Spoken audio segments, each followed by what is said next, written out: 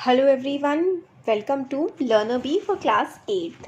तो ये हमारा हिंदी का चैप्टर 6 है और इसका नाम है, देखिए, भगवान के डाकिए। तो इसका अच्छे से हम लोग सब कुछ समझेंगे, पूरा मीनिंग एक्सप्लेनेशन सब देखते हैं। पक्षी और बादल ये भगवान के डाकिए हैं जो एक महादेश से दूसरे महादेश को जाते हैं। हम तो समझ नहीं पाते हैं, मगर उनकी लाई चिट्ठियाँ पेड़ पौधे, पानी और पहाड़ बाँचते हैं। तो देखिए इसका क्या मतलब है। तो पक्षी और बादल, जो पक्षी हैं और कौन है, बादल हैं। तो पक्षी हमारे जो चिड़िया हो गए, जानवर हो गए, और बादल जो हमें आसमान में दिखते हैं। तो ये भगवान के डाकिए हैं। मतलब इससे पहले वाला चैप्टर हम लोगों ने देखा था, डाकिया क्या करता है, डाकिया तो लेटर्स लेकर के आता है। तो राइटर ये कह रहे हैं, पोएट, कवि कह रहे हैं कि जो भगवान के डाकिए हैं वो पेड़, मतलब पक्षी और बादल जो है वो भगवान के डाकिए हैं, और ये भगवान का संदेश लेकर के आते हैं जो एक महादेश से दूसरे महादेश को जाते हैं। मतलब एक जगह से या एक देश से दूसरे देश को जाते हैं। हम तो इनकी बातों को, इनके संदेश को समझ नहीं पाते, मगर जो उनकी लाई हुई चिट्ठियाँ होती हैं, चिट्ठियाँ या उनके लाए हुए जो संदेश होते हैं, उनको कौन समझ पाता है, पेड़ पौधे, पानी, पहाड़, ये सब जो हैं ये समझ पाते हैं या फिर बाँच पाते हैं। बाँचते हैं का मतलब होता है पढ़ते हैं।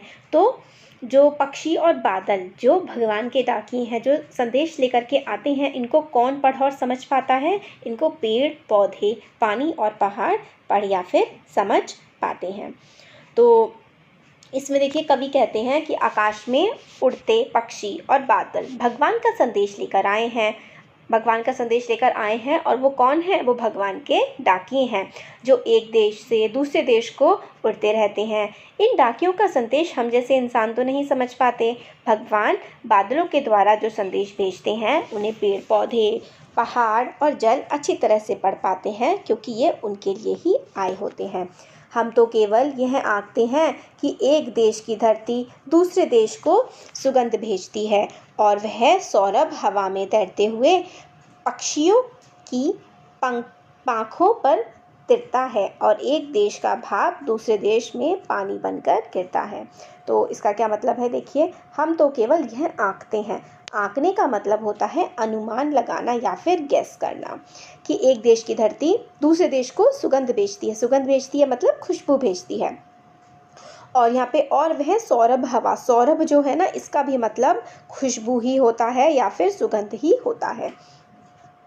पक्षियों की पाँखों, पाँखों मतलब होता है पंख, और एक देश की भाप, भाप वेपर्स जो होते हैं, एक देश के जो वेपर्स होते हैं वो दूसरे देश में पानी भर के गिर जाते हैं। तो इसका क्या मतलब है, देखिए इसका ये मतलब है, कवि कहते हैं कि हम मनुष्य देश को उसकी सीमाओं से जानते हैं, किंतु जो प्रकृति होती है ना, उसकी कोई भी सीमा नहीं होती। वो अपना वरदान सबको देती है। सुगंध या खुशबू किसी बंधन को नहीं मानती है, वो तो एक देश से दूसरे देश उड़ती जाती है। वही महक पक्षियों के पंखों पर बैठकर इधर से उधर उड़ती रहती है, और एक देश से उठी भाप दूसरे देश में वर्षा बनकर बरसती है। तो इसमें कवि ये कहना चाहते हैं कि हम इंसानों ने ये जो है ना देश वेश बना रखे हैं, प्रकृति जो है उसके लिए कोई देश कुछ नहीं होता, सब बराबर होता है, और हर खुशबू फैलती है, एक देश से भाप बन के उड़ती है तो दूसरे देश में वो पानी भर करके बरस जाती है।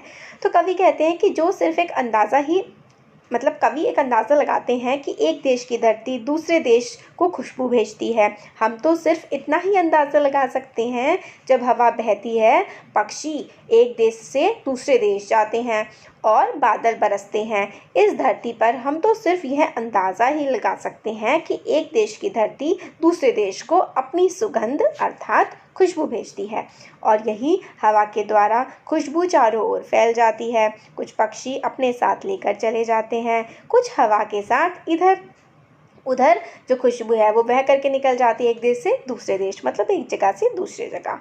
कवि ने कितने ही सुंदर कल्पना की है, बहुत सुंदर सुंदर कल्पनाएं की हैं कवि ने, और यह सच भी है। जो हमारी प्रकृति में प्रेजेंट है ना, जो कि ईश्वर ने हमें दी है, हमने तो नहीं बनाई है, वो हर जगह बिल्कुल बराबर बराबर फैली हुई है। यह तो हम सभी जानते हैं कि जो विज्ञान के विषय में भी पढ़ते हैं कि जब हमारा तापमान अधिक हो जाता है तो वेपर्स बनती हैं और पानी कहीं और जा कर के गिर जाता है। तो बस यही सब हमारी इस कविता में बताया गया है कि भगवान के डाकिये कौन होते हैं? तो भगवान के डाकिये होते हैं पक्षी और आकाश। ये क्या करते हैं? ये जो है एक जगह से दूसरी जगह भगवान का मैसेज पहुंचाते हैं। भगवान का मैसेज कौन पढ़ पाते हैं? ये पेड़ पौधे पहाड़ वगैरह। और हम इंसान तो सिर्फ गेस कर सकते हैं कि जो एक देश की धरती दूसरे देश में खुशबू भेजती है, पक्षी अपने पंखों की सहायता से हर जगह खुशबू फैलाते हैं। एक देश में जो भाप बनती है वो दूसरे देश में जा कर के क्या पानी बन जाती है, बारिश कर देती है। तो बस यही छोटी सी पोएम थी। ये लिखी है रामधारी सिंह दिनकर ने, और इसके क्वेश्चन आंसर्स भी हम लोग जल्दी ही पोस्ट करेंगे। तो कैसा लगा वीडियो ज़रूर बताइए। अच्छा लगा तो लाइक करिए, चैनल को सब्सक्राइब करिए, अपने फ्रेंड्स के साथ भी इसको ज़रूर शेयर करिए। Thank you.